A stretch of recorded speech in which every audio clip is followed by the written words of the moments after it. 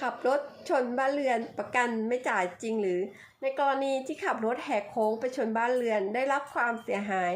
และพนักงานเคลมบอกว่าไม่สามารถเคลมได้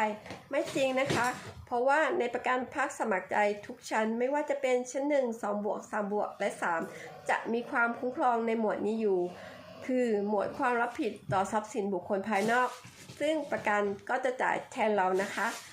และในประกันของครูพี่เครือจะมีในหมวดนี้สูงถึง1 ล้านบาทไม่ว่าจะเป็น2บวก3บวกและ